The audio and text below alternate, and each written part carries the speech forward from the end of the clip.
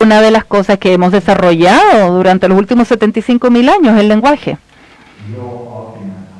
Tu argumento realmente no sostiene nada.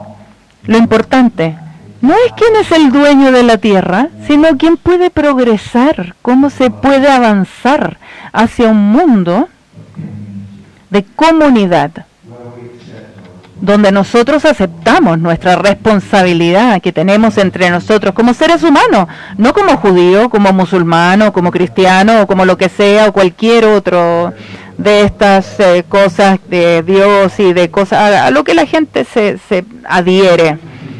Si nosotros no cooperamos entre nosotros ahora, si nosotros no le decimos ni a Trump ni a usted, esto es una mierda, y realmente tú, el quedarte pegado y esta idolatría hacia el poder, el dinero y todo lo que te hace, que piensas que eso te hace sentir valioso y que no lo quieres compartir con nadie más, con ningún Homo sapiens, eso te va a llevar a la quiebra. Estás destruyendo el planeta y no va a quedar planeta, a no ser que tú te detengas, Benjamin Netanyahu, y que dejes de hacer lo que haces hacia todo el mundo.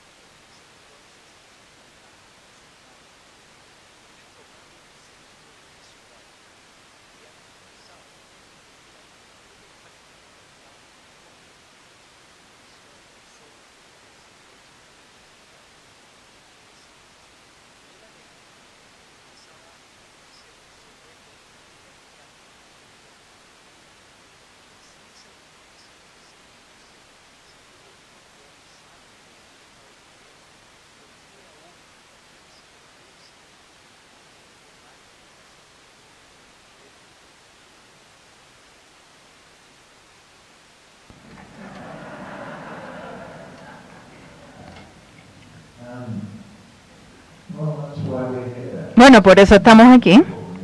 Es por eso que estamos esta noche aquí. El BDS es poner la luz, iluminar lo que está ocurriendo en Hebrón, explicarle al mundo lo que está pasando, exactamente qué es lo que estás diciendo, lo mismo, traer esta conversación al tapete para decirle al resto del mundo, sí, no, porque muchos te van a decir, no, están al otro lado del mundo, no importa, pero ellos son tú. Esto es el modelo de lo que podría ser incluso replicarse en otros países del mundo. Y es un modelo que fue aceptado hace cientos de años atrás, o cuando 400 años atrás llegaron los europeos a Brasil, a las Indias, y Vasco de Gama, y también Francis Drake, y todos ellos. Entonces, es simplemente una manifestación de colonización, que eso se logra con la fuerza de las armas y también circunstancias políticas. Y estoy de acuerdo contigo, Podemos lograr esto si el resto del mundo lo puede ver, pero verlo de verdad, o sentirlo de forma visceral, ¿qué se siente? Que te roben la tierra, que te roben tu país, y que puedas ver en que madres, hijos, abuelos, nietos, lentamente son forzados y sacados de su tierra en un acto tremendo de robo de tierra. Eso es lo que hemos visto en la colonización en el resto del mundo. Todos los que han tenido un ejército que se han impuesto, lo hemos visto en Palestina, pero sí es muy importante ahí. ¿Por qué? Porque ocurre hoy, está ocurriendo ahora, y eso nos entrega la posibilidad de decir no. Nosotros tenemos que reconocer en este minuto que el colonialismo es realmente negativo, es el mal en sí mismo, porque está predisponiendo a que el colono sienta que vale más que el indígena que ha estado ahí toda su vida. Y si el colono llega a cualquier lugar y empieza a desarrollar una relación simbiótica con el que vive ahí, no hay problema. Uno no puede detener a la gente que viaje de un lado al mundo. Los Homo sapiens se movieron alrededor del mundo durante esos 75.000 años. Entonces, los Homo sapiens que llegaron a Norteamérica y que finalmente se convirtieron en los nativos americanos y después llegaron los europeos. Bueno, hay que entender que se tienen que acomodar. Bueno, ¿quién vivía ahí y los otros que llegan? Si no, nos vamos a convertir en yo llegué primero, es mío, así que ándate a la mierda. No, no es así. No es así. Tiene que haber comercio, comunicación y amor entre los pueblos. Yo tengo una gran afinidad por Grecia, en parte porque siempre estuve mucho tiempo en Grecia cuando era joven, y una de las cosas que me llamaba la atención de los griegos, tuve la suerte, porque yo era inglés, y esto fue justo después de la Segunda Guerra Mundial, y amaban a los ingleses, así que no eran muy amigos de los alemanes, digamos, o tampoco de los americanos. Y los americanos, de hecho, habían sacado, porque era un partido comunista, entonces quienes eran los herederos legítimos de la situación política en ese minuto, y ellos fueron erradicados por los americanos, y obviamente los ingleses también, tengo que decirlo, pero bueno, no nos vamos a pegar en esa historia. Entonces había una palabra en griego, xenos. Xenos significa extranjero, y también significa visitante. No hay otra palabra en griego que signifique un visitante o una visita. Entonces, ¿qué significa? No debe haber dos palabras para extranjero y visitante. Y esto es un tema muy del Medio Oriente, que yo lo he experimentado. Yo lo viví cuando era joven en el Medio Oriente. A mí me daba la bienvenida a la gente a sus casas. La generosidad del espíritu del Medio Oriente, me recibían con comida. Siempre he descrito esto. Y eso es algo que nosotros tenemos que profundizar, incluso en reuniones como esta, donde sabemos de lo que estamos hablando. Y donde incluso, hace 2 días atrás, los F-16 ya están volando sobre Gaza y están tirándoles bombas. Simplemente lo que tenían era ganas de entrar ahí a matar a alguien porque son tan buenos para eso. Entonces, en esa ira infantil empiezan a bombardear a la gente de forma indiscriminada, y eso es terrible. Hay temas mucho más amplios. Hay temas más amplios sobre, por ejemplo, el cómo nosotros no podemos acercar a nuestra humanidad, incluso frente a estas situaciones. Y de eso trata, porque en estas reuniones he conocido Europa y ahora Sudamérica, donde hay mucha gente que es capaz de entender estos conceptos, el concepto de la humanidad y del amor, y el amor que nosotros podemos sentir por entre nosotros, así como también la responsabilidad, y donde hay sobre las naciones que son más pobres, las naciones. En Europa en este minuto estamos con muchísimos refugiados.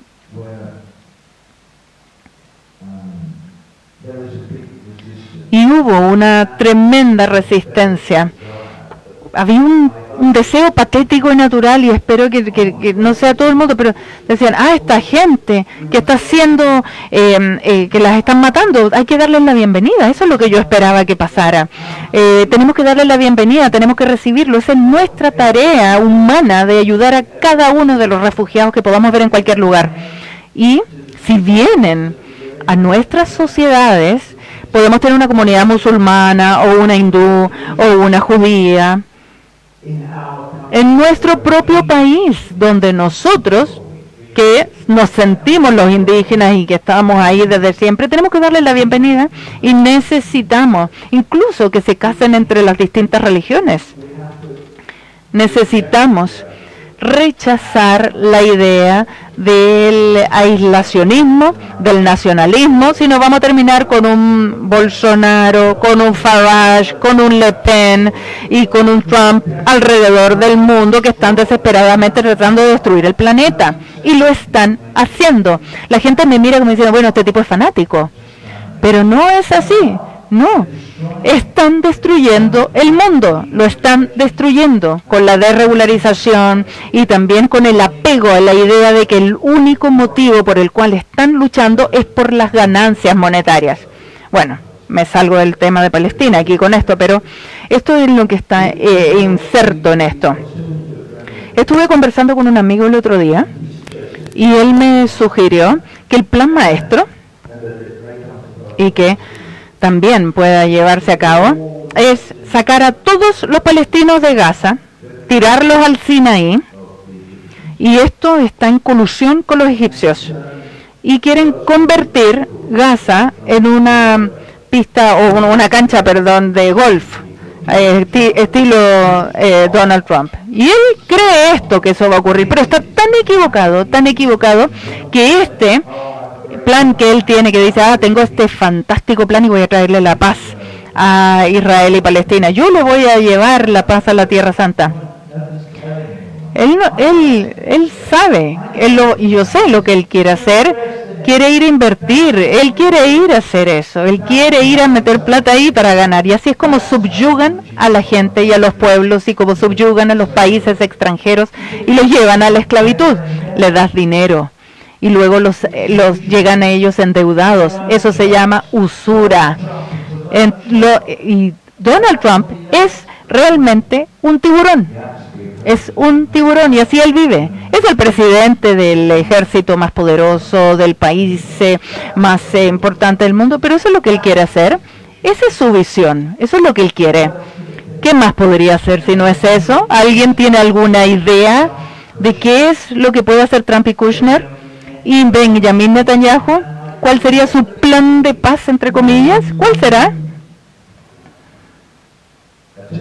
Y les digo algo, lo que no es definitivamente, es sentar a los israelíes y los palestinos y llegar a un acuerdo con la frontera del 67, o del tratar de manejar o entregar los territorios, o que permitan a los refugiados de Jordania, de Siria, del Líbano a volver, o tener a 700.000 de estos refugiados y que vuelvan a lo que hoy es Israel, y que puedan tener los palestinos su capital en Jerusalén. Y eso no es lo que estábamos sugiriendo el 48, no era la resolución 242. O yo me confundo con todas estas resoluciones de la ONU, así que son tantas. Era 194, ¿cierto? ¿Cuál era? ¿Cuál era el derecho de retorno? ¿Cuál era el de la partición? A ver, Netanyahu, ¿leíste la declaración Balfour en algún minuto? Que estás ahí mostrándoselas a todos. Y ahí tu currículum y mostrando esto, celebrando la declaración Balfour, celebrando que el gobierno británico en 1917, o él nada más, el Balfour, que firmó el papelito y dijo, Su Majestad, el gobierno de Su Majestad, está de acuerdo con la idea de la creación de un Estado nacional para el pueblo judío en la Palestina histórica. Siguiente frase, siempre y cuando esto no vaya en contra de ninguna forma, en contra de los pueblos originarios, la gente que está viviendo ahí. O parece que no te leíste la segunda frase.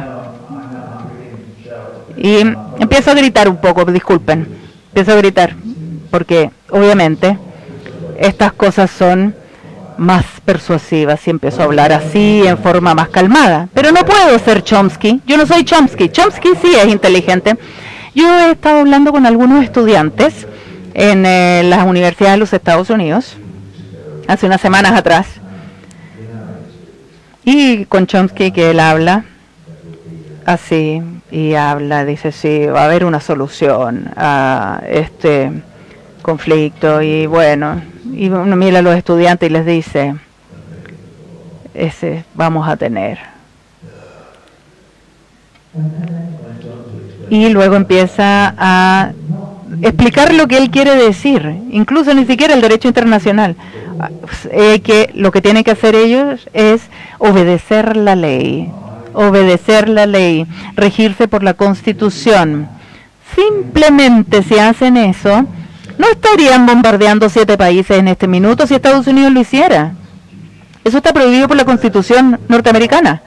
El presidente ni siquiera tendría que tener la capacidad de poder encarcelar a cualquier ciudadano que pueda escribir algún artículo que pueda ser antiguerra bajo la enmienda 1021 de la ley de Patriota.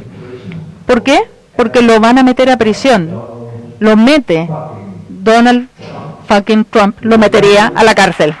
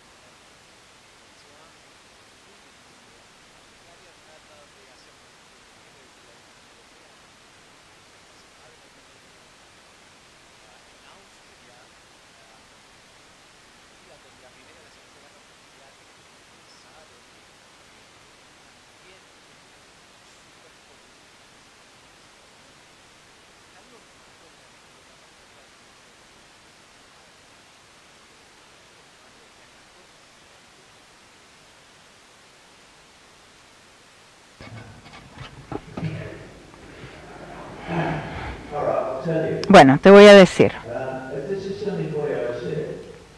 Esto es la única forma en que lo digo. Tuve la suerte de haber crecido no en Estados Unidos, sino en Inglaterra, donde teníamos un sistema de educación público. No era perfecto, pero sí aprendías historia. Y sí aprendías a hablar un idioma. Y sí aprendías a comunicarte.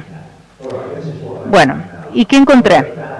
Lo que encontré es que hasta hace un par de 200 años la gente creía en los derechos de los reyes.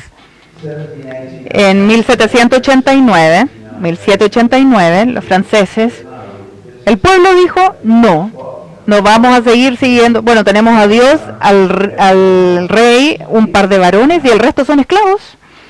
No es así. Nosotros, el pueblo, tenemos un recurso ante la ley. Hicieron su revolución, etcétera. Y finalmente todo eso cambió y lo que ocurrió. Y esto empezó después de la iluminación, después de cuando empezaron a darse cuenta de que realmente el rey no era el mejor el mejor sistema, estar regido bajo un rey. Después tuvimos varias guerras. Somos adictos a la idea. Esto es un tema así como del hombre de las cavernas. Este es mi papá, no es mi papá y te pego. O esta es mi mujer o no y te pego. Somos muy adictos a la guerra hasta cierto punto. Y empezamos a luchar a través del siglo XVIII y XIX y finalmente terminamos las dos guerras mundiales que fueron terribles. Y después Marx y otra gente que empezaba a tener ideas como de tratar de organizar la sociedad de otras formas. Y llegó Marx, que empezó a explicar distintos procesos productivos y por qué este proceso productivo, por qué está en las manos de algunos el capitalismo, o si no, más bien debería estar en la mano de la mayoría de los trabajadores, donde los trabajadores deben trabajar para sí mismos. Todos sabemos esto, todos conocemos la historia y la política socialista. Y empezamos a modelarla, y después llegó la Segunda Guerra Mundial y empezamos a ver cómo surge el fascismo de los años 30 en adelante en Alemania. Y ahí nos dimos cuenta lo terrible que era. Ahí nos dimos cuenta lo terrible que era, porque no era solamente matar a los judíos, y mataron a todos, intelectuales, comunistas, gitanos, negros, cualquiera que no fuese ellos, eran listos para matarlos, nada más. Y al final de esto, nos empezamos a dar cuenta de que surgió quizás una idea tipo Naciones Unidas. Pero no los estados, no eran Naciones Unidas, no eran los Estados Unidos del mundo, sino las Naciones Unidas de los pueblos del mundo. Esta organización, de cierta forma, empezó a luchar para surgir, y el 48 en París, una organización hizo una declaración universal que fue firmada por todos sus miembros, donde todos somos hermanos y hermanas alrededor de todo el mundo, y todos ellos, bajo un derecho, una ley internacional, tienen derecho igualitario, como civil, humano y político, derechos civiles, humanos y políticos bajo este derecho, al cual todos firmamos y suscribimos. Y también incluso, bueno, en Inglaterra, volviendo a Inglaterra, tenemos salud gratis. Entonces, si te enfermabas, te podía ser tratado, incluso si eres pobre. Tenemos los últimos remanentes de esto en el Reino Unido. Ya no nos queda mucho de estas ideas. De estas ideas también llegaron a otros lugares del mundo. Francia, por ejemplo. La mayoría de Europa tiene esto, pero no llegó a Estados Unidos. Esto sí que no llegó a Estados Unidos, esta Declaración Universal de los Derechos Humanos. Estados Unidos, que era un país muy joven, descubrió que en realidad lo que tenía era mucha riqueza y por ende mucho poder. Y la gente que llegó ahí como espuma hacia arriba y se dio cuenta que los Vanderbilt, los Rockefeller, los Rothschild y quien quiera que sea, no debería haber dicho Rothschild, uy, soy antisemita, pero no lo soy, simplemente estoy hablando de Barron's. Y decían, no me siento muy cómodo con esta idea de que la gente común y corriente tenga derechos y que tenga realmente un pedazo de la torta. Mejor mantengamos esto en bajo perfil. Estados Unidos no firmó el tratado, no firmó este tratado en que todos podamos vivir bajo el derecho internacional necesario para que todos nuestros hermanos y hermanas alrededor del mundo tengan derechos igualitarios sin considerar religión, raza, etcétera, etcétera. No lo firmaron, pero lo que sí se dieron cuenta, lo que hicieron fue que si es que empezaban a trabajar lentamente, de forma subrepticia, por debajo, a meterse en las finanzas, y esto es lo que ocurrió al principio de los 70 en Chicago, donde se dieron cuenta que podían hacer que el sistema fuese más fácil para que pudiesen ganar mucho más riqueza y que esa riqueza estuviese en menos manos, y así, mágicamente, esa riqueza iba a llegar hacia abajo, iba a crear todas las cosas que la gente necesitaba. Pero eso no pasó, y esto me vuelve a lo que me preguntaron. Bolsonaro, Farage y también en Filipinas, estamos realmente viendo el resultado de una división cada vez más profunda entre ustedes y yo y ellos. Y esto se amplía y se amplía y se amplía cada día más. Y la gente que está al medio, cuyas vidas son una miseria, porque ellos viven siempre al límite, donde no pueden ni siquiera comer. Por ejemplo, Estados Unidos. ¿Por qué votaron por Donald Trump? Votaron porque ellos están en una situación muy incómoda y no hay alternativa. No hay nadie por quien más votar. Uno no puede votar por el Partido Demócrata porque ellos son comprados y pagados por Wall Street y también por las corporaciones, igual como Donald Trump. Entonces toda la idea de esta política de izquierda fue sacada simplemente de la mente de los ciudadanos de los Estados Unidos durante los años 20, con los clubs, con las pistolas, y por los Vanderbilts y los Rockefeller y todos estos que son los dueños de la riqueza. Ellos destruyeron el movimiento laboral. No hay ningún movimiento de trabajadores en los Estados Unidos, eso no existe. Simplemente es una cuña muy chiquita que está ahí arriba y luego cientos de personas abajo que se mantienen ignorantes, porque realmente no existe educación pública, no existe cuidado de la salud.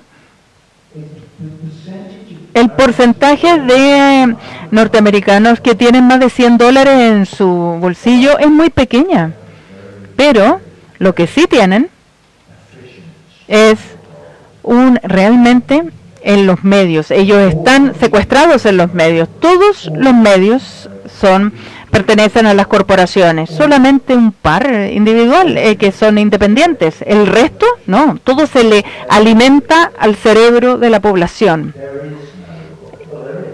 Hay, pero está siendo sacado. Uno puede ver Philip Wise o algunos que sí están trabajando, que algunos sitios en internet donde uno puede realmente obtener información sin sesgo.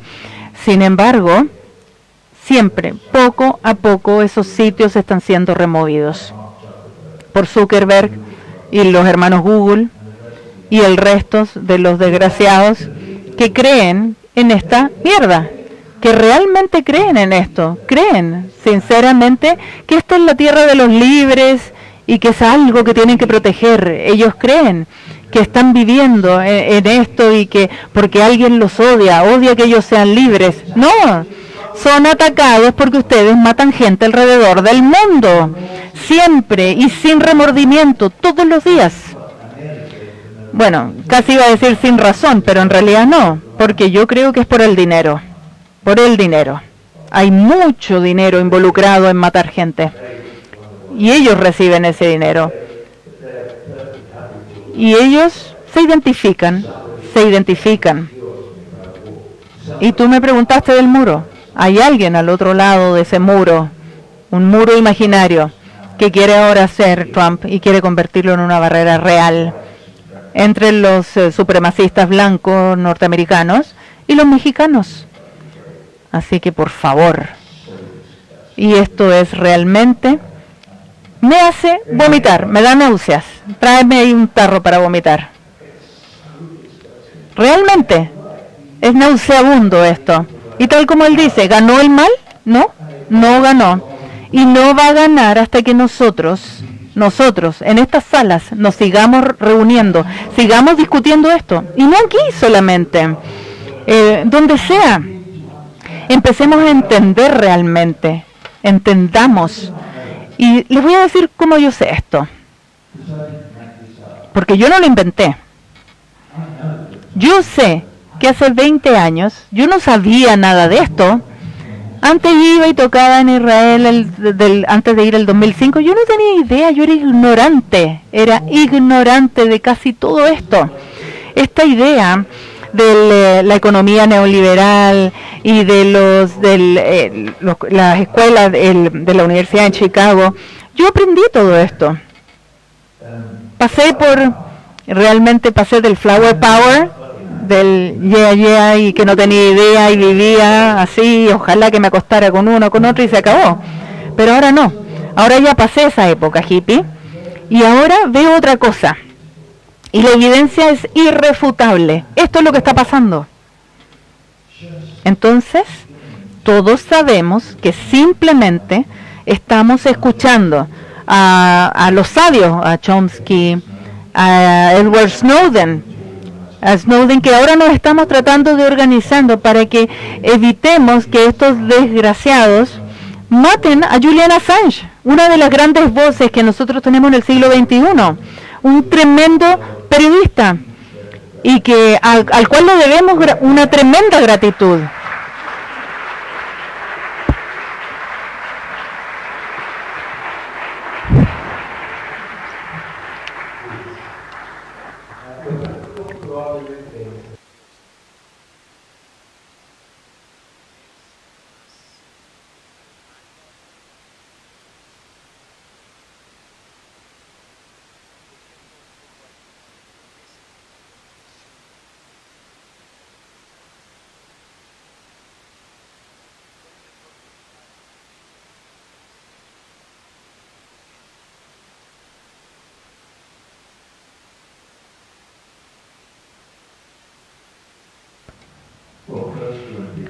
Primero, sean parte del BDS.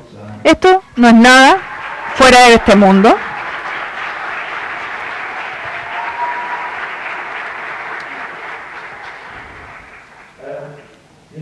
Y como ustedes saben, tuve una conversación Caetano Veloso,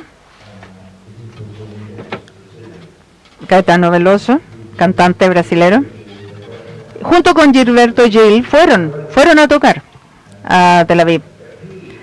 Y él decía que él había ido a los territorios ocupados. Sin embargo, él nunca, después de eso, ha sido parte del BDS. Yo quiero saber por qué.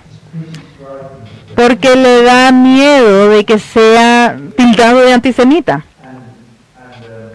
Eso es muy poderoso. Y es realmente negativo. Eso es vil. Y cualquier artista chileno, si ustedes van a ser parte del BDS, van a ser acusados de antisemitas. Yo sé que ustedes no lo son, yo no lo soy, pero hay que estar preparados. Hay que estar preparados por estos ataques viles, virulentos que van a hacer en contra de ustedes, porque son muy organizados y son muy negativos. Y por supuesto, no tienen ningún principio. Habían 2 episodios de Al Jazeera. Al Jazeera hizo un documental de 4 partes del trabajo del lobby israelí. Es realmente un trabajo tremendo y es acá en Chile, lo mismo que en Estados Unidos o en Europa. Hacen eso mismo. Y esto fue suprimido. Nadie sabe por qué sacaron este reportaje. Lo eliminaron. Las primeras 2 partes salieron, las vimos, yo las vi, y son fascinantes. La segunda es fascinante también, porque con cámaras ocultas infiltraron y a todos los que estaban involucrados en el lobby, y ellos mismos hablaban y explicaban y contaban cómo ellos se compran al Congreso en Estados Unidos a todos. Quizás ahora, ¿no? Quizás hay 3 o 4 ahora, bueno, ya que fueron las nuevas elecciones, que van a ser 2 o 3 que ya no son incorruptibles, y sabemos que eso no va a ocurrir. Pero el resto son todos pagados. Y ellos explican cómo lo hacen. Ellos cuentan cómo lo hacen. Entonces dice, bueno, vamos a contribuir a tanto como persona, pero vamos a unir varios, vamos a hacer una reunión y van a haber cientos, entonces nosotros les vamos a dar el dinero. Entonces entregan grandes cantidades. Esos ciudadanos son los que pagan para meter a la gente al Congreso. Una vez que están ahí, si te vas de la línea del lobby, de la línea que te estableció el lobby israelí, cualquier cosa que puedas hacer bajo cualquier circunstancia y tienes que ignorar completamente el proyecto de los palestinos.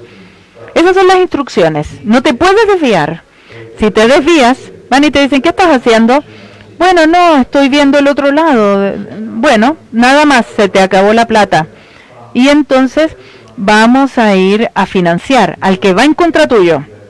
Y olvídate la plata que le vamos a dar para que tú te quedes sin trabajo, desgraciado. Y eso es lo que vamos a hacer. Y así, se lo hacen. Porque eso significa que si eres ciudadano de los Estados Unidos, estás viviendo en un país que no tiene gobierno. Estás en un país donde la gente no tiene voz con respecto a lo que es el pueblo palestino. ¿Por qué? Porque ellos son pagados. Espero ver el 3er y 4.º episodio de este reportaje de Al Jazeera y qué es lo que sacan. Bueno, estoy hablando mucho, pero bueno, me desvío un poco porque es importante. Por favor, sí, sean parte del BDS, porque todos ahora están de acuerdo en que el BDS tiene una voz y es visible. Y realmente enciende la luz sobre la tragedia que está ocurriendo. Y esto está ocurriendo frente a nuestros ojos. Y en este minuto es la única forma viable de poder tener efecto sobre el poder detener o hacer más lento la toma y el robo de tierras palestinas. Ahora ya se ha acordado que con respecto a la opinión pública y el cambio de la opinión pública, eso ahí es donde tenemos que trabajar. ¿Ustedes creen que no me despierto en las noches y pienso, bueno, si yo fuese Dios sería fácil, ¿cierto? Sería muy fácil. A veces pienso, si es que existe Dios, ¿por qué mierda no hace algo? Porque obviamente entonces, ya, ustedes lo dijeron, yo no dije nada.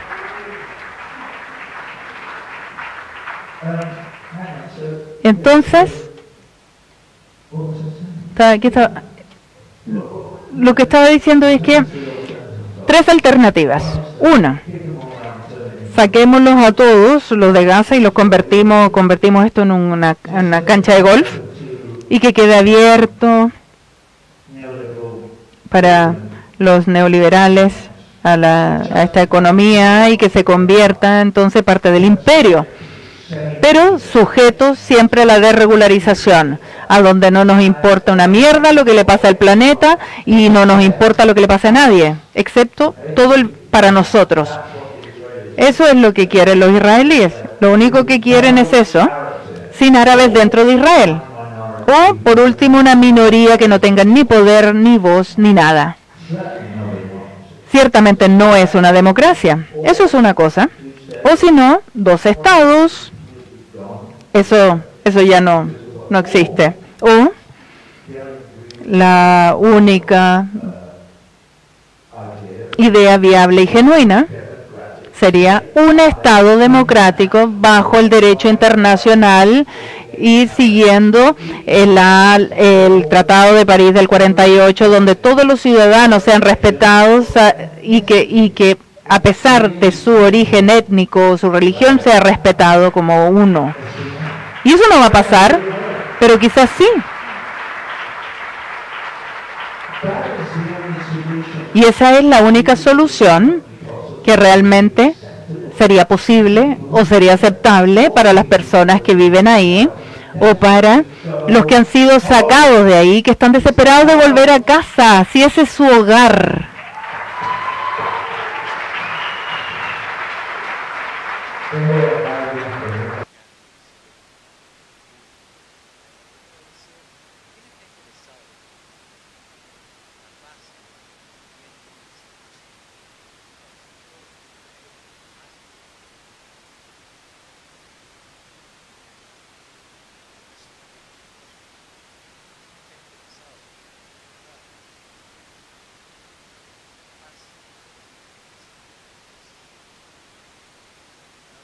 Nadie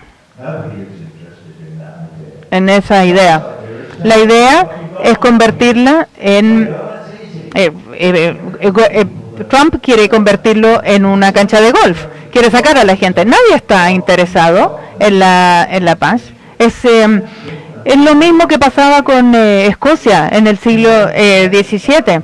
Es esta idea colonialista donde ellos están simplemente manteniéndose ahí. Esa es su idea. Y lo que yo pienso que es totalmente inaceptable y totalmente retrógrado, y aparte del hecho de que destruye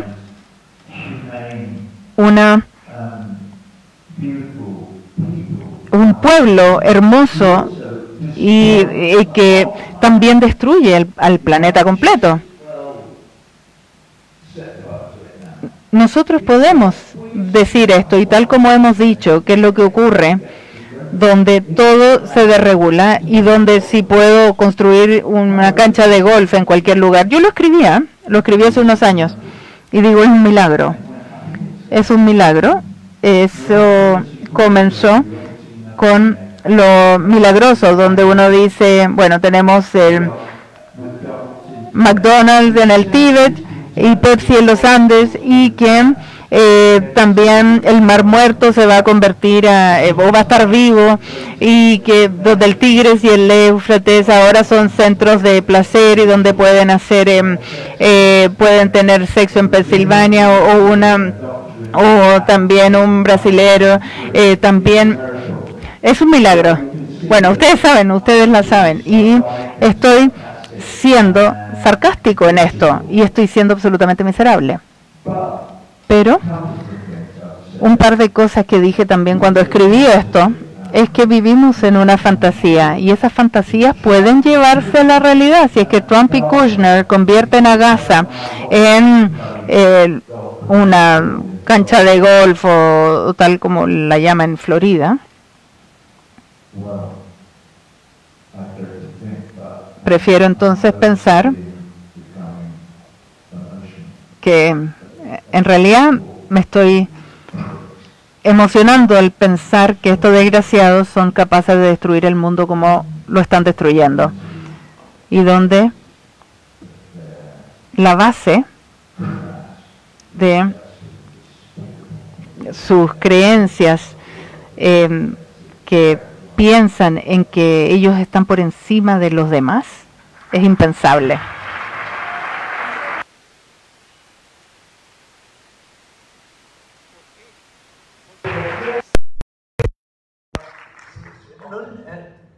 Todo el mundo mira para otro lado.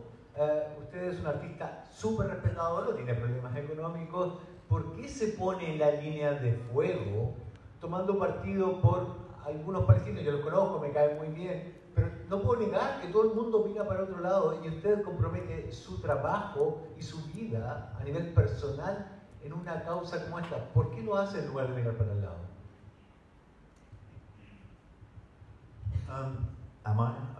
No sé si hay gente que me lo dice, pero eso es irrelevante. Yo no estoy, si estoy arriesgando algo. Mi padre era comunista el 39 y cuando llegaron donde él y le dijeron, bueno, queremos que seas parte del ejército, él dijo, yo no puedo porque soy cristiano. No era comunista, no era en ese minuto. Yo digo, no, soy cristiano, no puedo matar a nadie. Y ellos le dijeron, bueno, ¿puede manejar? Sí, yo manejo. ¿Puede manejar una ambulancia en Londres? Sí, claro. Lo que sea, si es que no tengo que matar a nadie. Manejaba ambulancia y ahí conoció a mi mamá y se hizo comunista. Y el 42 fue donde ellos, y les dijo, soy yo, cambié mi forma de pensar ahora. Ahora mi política cambió mis convicciones políticas. Ahora estoy listo para matar nazis, porque esto realmente es muy peligroso. Entonces dijeron que bueno, listo, inmediatamente te vamos a convertir en oficial. Lo convirtieron en oficial y él fue a Italia en diciembre del 43 y murió el 18 de febrero del 44. Ese fue mi padre. No tengo opción yo, simplemente luchar contra los nazis que tengo yo ahora enfrente. Y no me va a hacer nada distinto, no me va a hacer nada diferente a mi padre.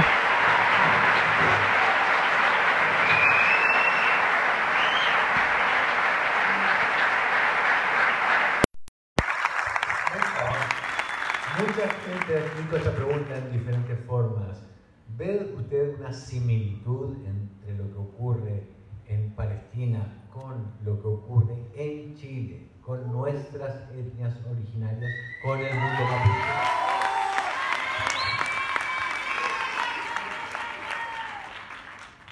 Of course. Por supuesto, esto es evidente y esto es algo absolutamente claro. Y de hecho,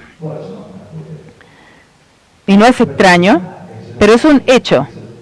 Es un hecho de que este país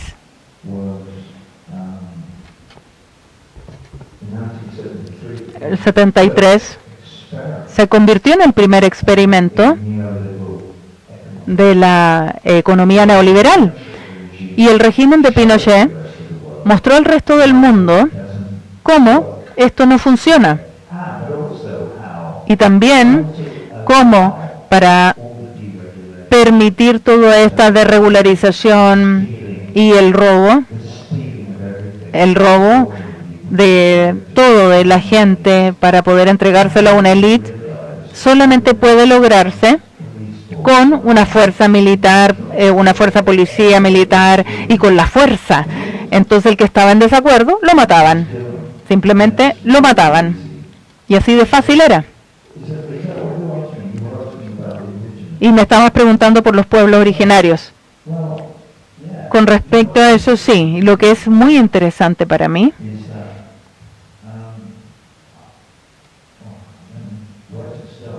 ¿por dónde comienzo?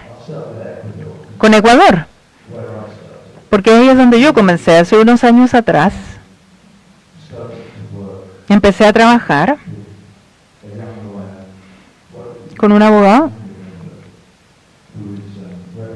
que representa 60.000 personas de un pueblo indígena en un caso que fueron exitosos y fueron en contra de Chevron y Texaco. Texaco se arruinó. Arruinó muchas áreas de Ecuador, mucha gente está muriendo de cáncer en la selva ecuatoriana. Y esto es una historia bastante compleja. Estoy dándoles una base más o menos de esto. ¿Y qué era lo que qué fue lo que hicieron? Ganaron un caso para obtener reparación. Y esto fue llevado a Ecuador. Chevron no quiso tener este juicio en Nueva York porque pensaron que era mucho más fácil mojar o comprarse a los jueces ecuatorianos. ¿Qué pasó? Que al final 9,5 mil millones de dólares terminaron pagando. Y hay varias apelaciones que se presentaron. Chevron sacó absolutamente todas las minas y están sacando absolutamente todo de Ecuador. Así terminaron. Y no le están pagando $1. Es más, llegaron incluso más allá. Y no solamente no les vamos a pagar $1, sino que les prometemos que vamos a seguir luchando con este litigio hasta que, y lo estoy citando, esto lo dijo la gente del departamento legal, y hasta que el día de que se congele el infierno vamos a seguir luchando contra ustedes. Y esta gente que vive ahí, que vive pescando, es una mega empresa que se fue en contra de gente que vive ahí. Esto es Chevron. Y ellos sí han seguido fieles a su trabajo. Han gastado, tengo que chequear mi nota, pero creo que han sido 2,5 mil millones de dólares que han gastado ellos en abogados. Son miles y miles de abogados empresariales, de abogados corporativos que están luchando en contra ¿de quién? ¿De 10 de nosotros al otro lado? En este minuto esto se llevó a Canadá, los tribunales de Canadá. Hay gente de Canadá también, Phil Fontaine, que es el jefe de todos los jefes de las primeras naciones de Canadá, de los pueblos indígenas de Canadá. Él y su sucesor, Beligrande, firmaron un acuerdo hace 6 meses con los líderes de los pueblos indígenas de Ecuador. Y dijeron, somos hermanos y nosotros los vamos a apoyar. Entonces, ¿qué se hizo? El caso se llevó a Canadá. ¿Por qué? Porque como Chevron tiene activos en Canadá, son 16 mil millones de dólares en inversión en Canadá, y ellos los demandaron. Y es ahí donde van a presentar el caso nuevamente. Y la Corte Suprema de Canadá lo va a recibir. Y tengo que decirles esto, que yo creo que esto es porque hay poder y presión de parte de las comunidades de los pueblos indígenas de Canadá. Ellos presionaron, porque ellos tienen mucho más poder en Canadá que quizás, obviamente, los pueblos indígenas en Chile. Y también en el sur, no he hablado con los líderes mapuche, en Argentina estuve, sí, en Buenos Aires la semana pasada, sí. Tuvimos un grupo de músicos mapuche ahí tocando con nosotros, y ellos subieron al escenario en Buenos Aires, y realmente me siento muy orgulloso de eso, porque es muy fácil dejarlos de lado y que estas grandes empresas, las petroleras, los dejen de lado y que sean dejado de lado, donde hay una tremenda cantidad de dinero invertida. Y hablando del sur de Argentina, y Benetton, United Colors of Benetton, está ahí, ¿sí? Ellos están tratando de sacar a los indígenas de ahí y están vendiendo esa tierra. ¿Qué pasa si esa gente va y te compran, ahora quieres que vayan ellos a comprarte tus poleras en el mundo? Una compañía que anda profesando, diciendo de que respeta a todos los pueblos. Y eso es lo que están haciendo allá. Entonces, empiezan a hacer ellos la conexión, empiezan a atar cabos y dan un paso detrás de otro. Y algo más. Los pueblos indígenas, aborígenes de Australia y Nueva Zelanda. En Australia me hice amigo de algunos músicos aborígenes y hay una banda de rap que se llaman Aboriginal. Y hay uno de estos cantantes que es muy brillante, muy bien educado y que ha generado una acción, un movimiento por el derecho de su pueblo, para que los pueblos aborígenes que sobrevivieron a todas esas masacres, estos son los sobrevivientes de esas masacres, que sean tratados con respeto. En Australia habían 700 tribus, 700 lenguas distintas. Era un mundo muy complejo, muy amplio. Y algo les quiero contar. Cuando hay un partido de cricket o rugby televisado, y volviendo a los dos deportes que les conté, en la televisión australiana, lo primero que se ve es al líder de la comunidad aborigen, parado ahí con un micrófono, dándole la bienvenida al resto de nosotros a su tierra. Y eso es destacable. Esto es simplemente el principio de que nosotros saquemos de nuestras cabezas esa idea supremacista que tenemos. Seas europeo o quizás de dónde viniste, o quizás de dónde mierda saliste, o de qué color tienes. Pero todos tenemos una responsabilidad común de tratarnos bien y con respeto. Y si estas naciones tienen que respetarse y si nosotros tenemos que hacer este tipo de acciones y si tenemos que poner parte de nuestro presupuesto nacional y dedicarlo a reeducarnos a nosotros mismos y asegurarnos de que todos en este país o en todos nuestros países, un techo para Chile,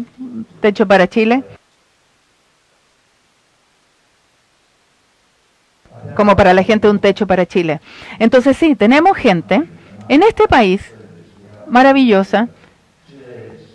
Chile es un país que es uno de los países más cercanos a mi corazón en América del Sur. Así que cuando yo vengo acá, realmente es especial. Siento como que me quisiera quedar un poco más, irme a hacer pesca con mosca, pero bueno, no puedo.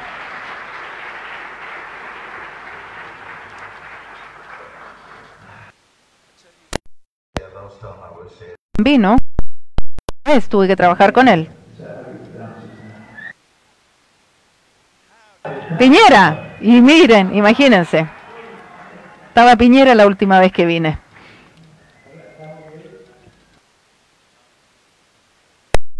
Está bastante oxidado, así que lo voy a hacer en castellano. Quiero agradecerle por muchísimas cosas más de las que puedo expresar en tan pocas palabras, pero básicamente por enseñarnos con el ejemplo qué significa no mirar hacia otra parte cuando hay gente ahí sufriendo, sabiendo que nosotros podemos hacer algo. Muchísimas gracias.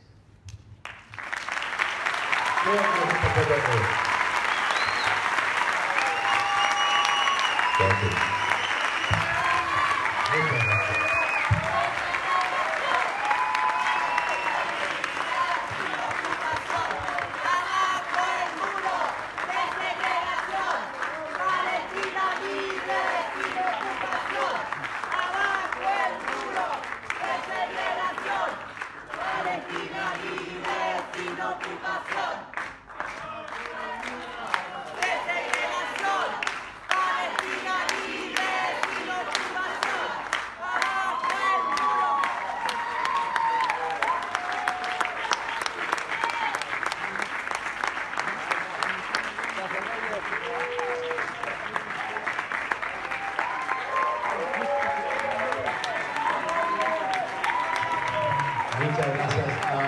antes de que esto termine, les pido que se tomen un momento más. Tengo una carta acá. No voy a necesitar esto. Tengo una carta de los artistas chilenos que dice: la música es más que un negocio o una industria. Es la posibilidad de generar impacto cultural, de transmitir las ideas de cómo deberíamos vivir. Palestina vive un infierno asediada por el genocidio, el apartheid y la colonización. Esto no puede seguir pasando. Es hora de levantarse en contra de la injusticia, contra la impunidad. Hoy, como grupo de trabajadores de la cultura en Chile, hemos decidido ponernos del lado de los que sufren en silencio, de quienes son constantemente hostigados por militares y colonos, de quienes no pueden ir a ver un simple partido de fútbol o un concierto de música, de quienes no conocen la risa o la comedia. Hoy estamos junto a ellos, las y los palestinos, levantando su bandera, una bandera que clama por la libertad, justicia e igualdad. Hoy decidimos ser embajadores culturales por Palestina e iniciar un proceso para fundar la Asociación Cultural por Palestina en Chile. Y ustedes, tengo una lista acá de los embajadores de la Asociación Chilena Cultural por Palestina. Les voy a leer los nombres y después les voy a pedir a quienes han podido llegar hoy que pasen. La integran Roberto Márquez de Yapu, Teresita Reyes, la actriz Ana Piyul, Raúl Sevilla, el escritor, Juanito Ayala, músico, Alex Chiapacase, colega periodista, Camilo y Abel Sicao, de La Moral Distraída, Rodrigo Rojas, de La Patocatina, Jairo Sama, que es el que hizo ese precioso mural que ustedes vieron, que sembra el muro de Palestina, con la diferencia de que aquel mide 8 metros de alto y es horroroso. Mariana Loyola, actriz, Tata Barahona, músico, Vicente Cirani, Yamil Salá, Villa Cariño y Juan Ayala, músico. Le voy a pedir que pase, por favor, a Ana Piyul al escenario.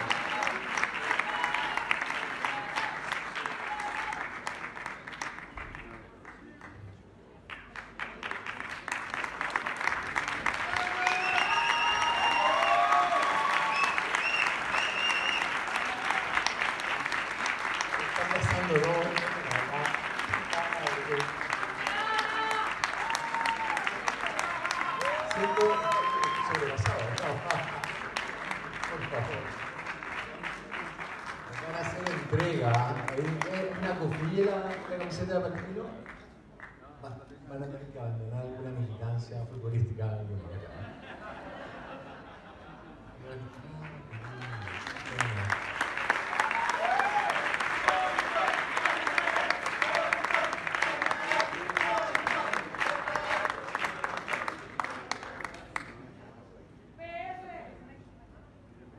Yo quiero dar especialmente las gracias por haberme permitido participar de esto para aquellos que cuando éramos unos cabros chicos y escuchamos al Pink Floyd y nos rompió la cabeza. Ustedes no tienen ni idea. Quiero cagado de miedo que estaba. Muchas gracias.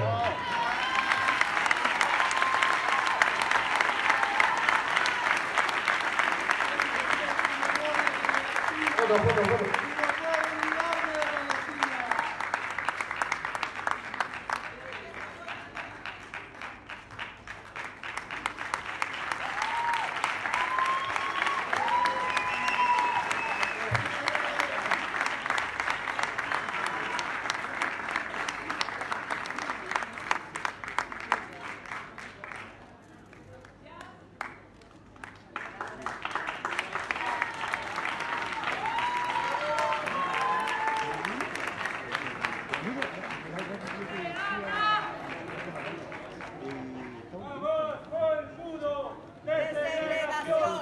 Palestina, libre, ocupación.